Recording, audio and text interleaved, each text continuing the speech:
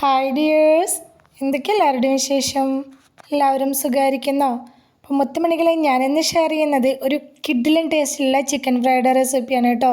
മസാലകളൊന്നും അടർന്നു പോവാതെ നമ്മളെപ്പോഴും ഒരേ രീതിയിൽ തന്നെ ചിക്കൻ ഫ്രൈ ചെയ്യുന്നതിന് പകരം ഒരു വ്യത്യസ്തമായിട്ട് ട്രൈ ചെയ്യണമെന്നൊക്കെ ആഗ്രഹിക്കുന്നവർക്ക് ട്രൈ ചെയ്യാൻ പറ്റിയിട്ടുള്ള നല്ലൊരു റെസിപ്പിയാണ് ഷെയർ ചെയ്യുന്നത്. അപ്പോൾ പെരുന്നാളിനാണെങ്കിലും നമ്മുടെ വീട്ടിൽ പാർട്ടിയൊക്കെ നടക്കുമ്പോഴാണെങ്കിലും നല്ല അടിപൊളിയായിട്ട് തന്നെ സെർവ് ചെയ്യാൻ പറ്റിയിട്ടുള്ള നല്ലൊരു ചിക്കൻ ഫ്രൈഡ് റെസിപ്പിയാണ് കേട്ടോ കാണിക്കുന്നത്. അപ്പോൾ വീഡിയോയിലേക്ക് പോകുന്നതിന് മുമ്പ് വീഡിയോ എല്ലാവരും ഒന്ന് സ്കിപ്പ് ചെയ്യാതെ മുഴുവനായിട്ട് കാണാൻ ശ്രമിക്കണേ. കണ്ടുകൊണ്ടിരിക്കുന്ന സമയത്ത് സബ്സ്ക്രൈബ് ചെയ്യാതെ കാണുന്ന കൂട്ടുകാരൊന്ന് സബ്സ്ക്രൈബ് ചെയ്ത് സപ്പോർട്ട് ചെയ്യണേ. അതുപോലെ തന്നെ ലൈക്ക് ചെയ്യാനും മറന്നു പോകല്ലേ കേട്ടോ. നമുക്കിത് എങ്ങനെ ഉണ്ടാക്കുന്നത് നോക്കിയാലോ. ആദ്യം തന്നെ ഞാൻ മിക്സിയുടെ ചെറിയ ജാർ എടുത്ത് വെച്ചിട്ടുണ്ട്. അതിലേക്ക് ഒരു 2 ടേബിൾ സ്പൂൺ വെളുത്തുള്ളി, അതുപോലെ തന്നെ ഒരു 1.5 ടേബിൾ സ്പൂണോളം ഇഞ്ചി കൂടി ചേർത്ത് കൊടുക്കുന്നുണ്ട്. ഇഞ്ചി ഒന്ന് ചെറുതായി കട്ട് ചെയ്തിട്ടുണ്ട് കേട്ടോ. എരിവിനായിട്ട് ഞാൻ 2 പച്ചമുളകാണ് എടുത്തിട്ടുള്ളത്. കുറച്ച് കറിവേപ്പില എടുത്തിട്ടുണ്ട്. നിങ്ങളുടെ ഇഷ്ടത്തിനനുസരിച്ച് പച്ചമുളകിൻ്റെ അളവിൽ മാറ്റം വരുത്താം കേട്ടോ. 1 ടീസ്പൂൺ പെരിഞ്ജീരകം ഇത്രയും ചേർത്ത് കൊടുത്ത് നന്നായിട്ടൊന്ന് ക്രഷ് ചെയ്തെടുത്തുകൊണ്ട് വരാം കേട്ടോ. ഈ ഒരു രീതിയിൽ അതൊന്ന് ക്രഷ് ചെയ്തെടുത്തുകൊണ്ട് വരിക. ഇനിയിപ്പോൾ ചിക്കൻ എടുത്തിട്ടുള്ളത് ഞാൻ ഒരു 650 ഗ്രാം ചിക്കനാണ് എടുത്തിട്ടുള്ളത്. അത് എല്ലോട് കൂടിയിട്ടുള്ള പീസ് തന്നെയാണ് എടുത്തിട്ടുള്ളത് കേട്ടോ. എല്ലുള്ള പീസും എല്ലില്ലാത്ത പീസൊക്കെ എടുത്തിട്ടുണ്ട്. അത് വെള്ളമൊക്കെ നല്ലോണം വാർന്നു പോയ ശേഷം ഒരു ബൗളിലേക്ക് എടുത്ത് വെച്ചിട്ടുള്ളതാണ്. ഇനി നമുക്കിതിലേക്ക് ആവശ്യമായിട്ടുള്ള പൊടികളെല്ലാം ചേർത്ത് കൊടുക്കാം. ഒരു 1/4 ടീസ്പൂൺ മഞ്ഞൾപ്പൊടി ചേർത്ത് കൊടുത്തിട്ടുണ്ട്. പിന്നെ ഒരു 1/2 ടീസ്പൂൺ ഗരം മസാലപ്പൊടി, അതുപോലെ തന്നെ എരിവിനായിട്ട് കുറച്ച് കുരുമുളക് പൊടി ചേർത്തിട്ടുണ്ട്. അത് നമ്മളുടെ ഇഷ്ടത്തിനനുസരിച്ച് ചേർക്കുക. കാശ്മീരി മുളക് പൊടിയാണ് പിന്നെ ചേർത്തിട്ടുള്ളത്. 2 ടേബിൾ സ്പൂൺ ചേർത്തിട്ടുണ്ട്. സാധാ മുളക് പൊടിയാണെങ്കിൽ നിങ്ങളുടെ എരിവിനനുസരിച്ച് ചേർത്ത് കൊടുക്കുക കേട്ടോ. പിന്നെ ഒരു 2 ടേബിൾ സ്പൂണോളം ചെറുനാരങ്ങ നീര് ചേർത്ത് കൊടുത്തിട്ടുണ്ട്. പിന്നെ നമ്മൾ ചതച്ചെടുത്ത് വെച്ചിട്ടുണ്ടാകുന്ന ഇഞ്ചി, വെളുത്തുള്ളി, പച്ചമുളക്, കറിവേപ്പിലയും കൂടി ചതച്ച് വെച്ചില്ലേ, പെരിഞ്ജീരകമൊക്കെ കൂടിയിട്ട് അതും കൂടി മുഴുവനായിട്ട് ചേർത്ത് കൊടുത്തിട്ട് ഇതിലേക്ക് ആവശ്യമായിട്ടുള്ള ഉപ്പും കൂടി ചേർത്ത് കൊടുക്കുക. എന്നിട്ട് ഇത് കൈ വെച്ച് നന്നായിട്ടൊന്ന് മിക്സാക്കി എടുക്കണം. ഈ മസാല ചിക്കനിൽ എല്ലായിടത്തേക്കും എത്തുന്ന വിധത്തിൽ നന്നായിട്ടൊന്ന് മിക്സാക്കി കൊടുക്കുക. മിക്സാക്കി എടുക്കുന്ന സമയത്ത് ഇത് പിടിച്ച് കിട്ടാൻ, മസാല പിടിക്കാൻ ബുദ്ധിമുട്ടുണ്ട് തോന്നുകയാണെങ്കിൽ 1-2 ടേബിൾ സ്പൂൺ വെള്ളമാക്കി കൊടുത്തിട്ട് നന്നായിട്ടൊന്ന് മിക്സാക്കി എടുക്കുക കേട്ടോ. അപ്പോൾ ആ ചിക്കൻ്റെ നല്ല ഉള്ള വെള്ളത്തിന് നനവുകൊണ്ട് തന്നെ നമുക്കിത് മിക്സാക്കി എടുക്കാൻ പറ്റും. അങ്ങനെ പറ്റുന്നില്ല എന്ന് തോന്നുകയാണെങ്കിൽ കുറച്ചൊന്ന് വെള്ളമാക്കി കൊടുത്തിട്ട് ഒന്നങ്ങ് മിക്സാക്കി എടുക്കുക. ഇനി നമുക്കിത് റെസ്റ്റ് ചെയ്യാനായിട്ട് വെക്കണം. ഓവർനൈറ്റ് വെക്കുകയാണെങ്കിൽ അത്രയും സോഫ്റ്റ് ആയിട്ടുള്ള ചിക്കൻ കിട്ടും. ഏറ്റവും കുറഞ്ഞത് 2 മണിക്കൂറെങ്കിലും വെക്കണേ. ഇനി ഇത് ഫ്രൈ ചെയ്യാൻ വേണ്ടി എടുക്കുന്ന സമയത്താണ് ഇനി ചെയ്യേണ്ട കാര്യങ്ങളെല്ലാം ചെയ്യേണ്ടത് കേട്ടോ. ഒരു ബൗൾ എടുത്ത് വെച്ചിട്ട് അതിലേക്ക് ഒരു മുട്ട പൊട്ടിച്ച് വെച്ചിട്ടുണ്ട്. 1/4 കപ്പ് കോൺഫ്ലോറിൻ്റെ പൊടി, അതുപോലെ തന്നെ 1/4 കപ്പ് മൈദപ്പൊടി, പിന്നെ ഒരു 2 ടേബിൾ സ്പൂണോളം കടലപ്പൊടി, അതിലേക്ക് കുറച്ച് ഉപ്പ്, ഇത്രയും ചേർത്ത് കൊടുത്തിട്ടുണ്ട്. പിന്നെ ഇതിലേക്ക് കുറച്ച് വെള്ളം കൂടി ഒഴിച്ചു കൊടുക്കുക. ഒരുപാട് വെള്ളം ഒഴിക്കരുത്, കുറച്ച് വെള്ളം കൂടി ഒഴിച്ചു കൊടുത്തിട്ട് നമുക്ക് കട്ടകളൊന്നും ഇല്ലാതെ ഒന്ന് കലക്കിയെടുക്കണം. അപ്പോൾ കുറേശ്ശെ വെള്ളം ഒഴിച്ചു കൊടുത്തിട്ട് വേണം ഇതൊന്ന് കട്ടയൊന്നും ഇല്ലാതെ കലക്കിയെടുക്കാനായിട്ട്. ആദ്യം തന്നെ ഒരുപാട് വെള്ളം കൊണ്ട് ഒഴിച്ചു കൊടുക്കരുത് കേട്ടോ. കാരണം നമ്മൾ അതിലേക്ക് മുട്ട പൊട്ടിച്ച് ഒഴിച്ചിട്ടുണ്ടല്ലോ. അപ്പോൾ കുറച്ച് വെള്ളത്തിൻ്റെ ആവശ്യമേ വരുള്ളൂ. കട്ടകളൊന്നുമില്ലാതെ കലക്കിയെടുത്ത ശേഷം നമ്മൾ റെസ്റ്റ് ചെയ്യാൻ വെച്ചിട്ടുണ്ടായിരുന്ന ചിക്കൻ ഫ്രൈ ചെയ്യാൻ എടുക്കുന്ന സമയത്ത് ഇത് അതിലേക്ക് ഒഴിച്ചു കൊടുക്കുക. എന്നിട്ട് നന്നായിട്ടൊന്ന് മിക്സാക്കി എടുക്കുക കൈ വെച്ചിട്ട്. ഈ സമയം കൊണ്ട് നമ്മൾ ആദ്യം തേച്ച് വെച്ചിട്ടുണ്ടായിരുന്ന മസാലയൊക്കെ നന്നായിട്ട് ചിക്കനിൽ പിടിച്ചിട്ടുണ്ടായിരിക്കും കേട്ടോ. അപ്പോൾ ഇത് നന്നായിട്ട് തന്നെ കൈ വെച്ച് നന്നായിട്ടൊന്ന് മിക്സാക്കി എടുക്കുക. നല്ല ടേസ്റ്റാണ് കേട്ടോ. ഈ ഒരു രീതിയിൽ ചിക്കൻ ഫ്രൈ ചെയ്തിട്ടില്ലാത്തവരാണെങ്കിൽ ഒന്ന് ചെയ്ത് നോക്കണേ. എന്നും നമ്മളെപ്പോഴും ചെയ്തെടുക്കുന്നതിൽ നിന്ന് വ്യത്യസ്തമായിട്ടുള്ളൊരു ടേസ്റ്റിലാണ് ഇത് ചെയ്തെടുക്കുന്നത്. അപ്പോൾ എന്തായാലും ട്രൈ ചെയ്ത് നോക്കണം കേട്ടോ. അപ്പോൾ ഞാനിതപ്പോൾ ഇതിലേക്ക് മസാലയൊക്കെ നമ്മളിപ്പോൾ തേച്ച് കൊടുത്തതെല്ലാം നന്നായിട്ട് തന്നെ തേച്ച് പിടിപ്പിച്ചിട്ടുണ്ട്. ഇനി ഇത് റെസ്റ്റ് ചെയ്യാൻ വെക്കേണ്ട ആവശ്യമൊന്നുമില്ല. അപ്പോൾ തന്നെ നമുക്കിത് ഫ്രൈ ചെയ്തെടുക്കുക. ചൂടായിട്ടുള്ള എണ്ണയിലേക്ക്, നല്ലോണം ചൂടായിട്ടുണ്ടാവണം കേട്ടോ എണ്ണയിലേക്ക്.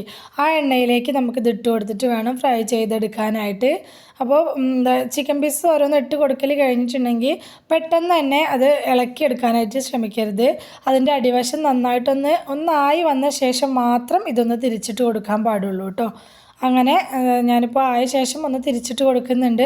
അങ്ങനെ തിരിച്ചും മറിച്ചൊക്കെ ഇട്ടിട്ട് ഈ ചിക്കനെ ഒന്നങ്ങ് ഫ്രൈ ചെയ്ത് കൊടുക്കുക.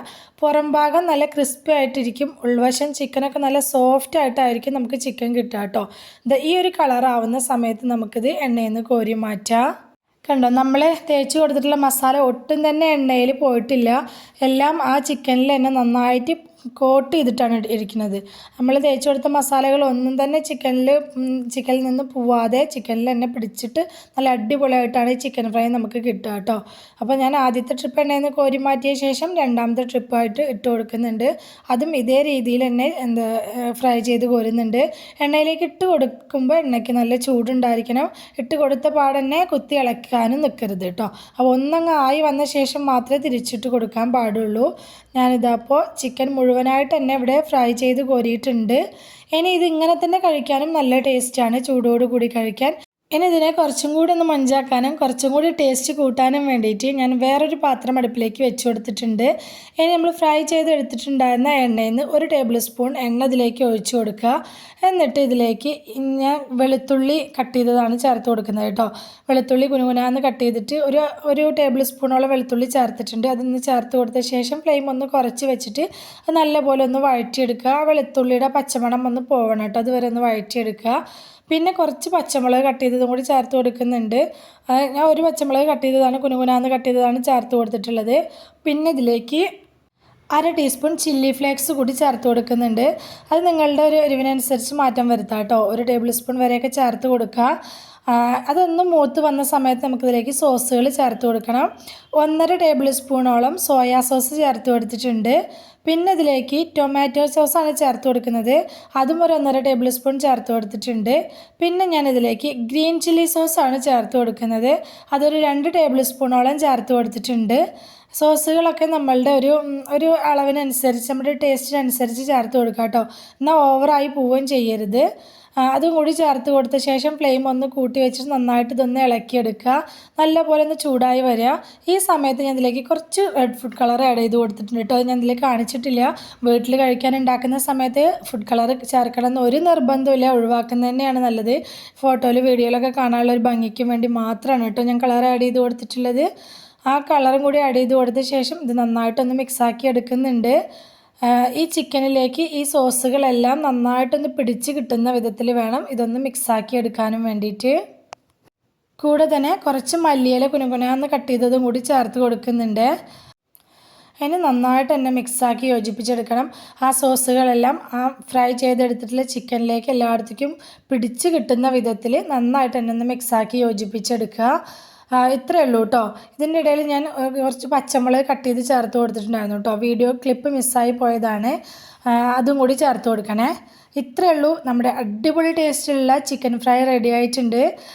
എന്നും ഒരേപോലെ ട്രൈ ചെയ്യുമ്പോൾ ഇടയ്ക്കൊന്ന് മാറ്റി ട്രൈ ചെയ്യാൻ പറ്റിയിട്ടുള്ള ഒരു കിഡിലെ റെസിപ്പിയാണ് കേട്ടോ. ഗസ്റ്റൊക്കെ വരുമ്പോഴും അതുപോലെ തന്നെ പെരുന്നാളിനൊക്കെ നമുക്ക് വിരുന്നുകാരൊക്കെ വരുമ്പോൾ അവരുടെ മുന്നിലൊക്കെ അടിപൊളിയായിട്ട് സെർവ് ചെയ്ത് വെക്കാൻ പറ്റിയിട്ടുള്ള ഒരു അടിപൊളി റെസിപ്പിയാണ്. അപ്പോൾ എല്ലാവരും ഒന്ന് ട്രൈ ചെയ്ത് നോക്കണം കേട്ടോ. അപ്പോൾ ഇന്നത്തെ നമ്മുടെ ചിക്കൻ ഫ്രൈഡ് റെസിപ്പി എല്ലാവർക്കും ഇഷ്ടമായെന്ന് വിചാരിക്കുകയാണ്. ഇഷ്ടമായിട്ടുണ്ടെങ്കിൽ സബ്സ്ക്രൈബ് ചെയ്യാതെ കാണുന്ന നമ്മുടെ കൂട്ടുകാരാരെങ്കിലും വീഡിയോ കാണുന്നവരുണ്ടെങ്കിൽ പ്ലീസ് ഒന്ന് സബ്സ്ക്രൈബ് ചെയ്ത് സപ്പോർട്ട് ചെയ്യണം കേട്ടോ. അതുപോലെ തന്നെ ലൈക്ക് ചെയ്യാനും ഹൈപ്പ് ചെയ്യാനൊന്നും മറന്നു പോവല്ലേ. റെസിപ്പി ഇഷ്ടമായിട്ടുണ്ടെങ്കിൽ അത് നിങ്ങൾക്ക് ഉപകാരപ്പെട്ടു എന്ന് തോന്നുന്നുണ്ടെങ്കിൽ നിങ്ങളുടെ ഫ്രണ്ട്സിനും ഫാമിലിക്കും ഒക്കെ ഒന്ന് ഷെയർ ചെയ്ത് കൊടുക്കും കൂടി വേണേ. ഇതുവരെ കൂടെ നിന്ന് സപ്പോർട്ട് ചെയ്തിട്ടുള്ള എൻ്റെ എല്ലാ മുത്തുമണികൾക്കും ഒരുപാട് നന്ദി. എന്നാൽ ശരി, സിമ്പിൾ ആൻഡ് ടേസ്റ്റി റെസിപ്പിയുമായി ഞാൻ വീണ്ടും വരാം. ബൈ.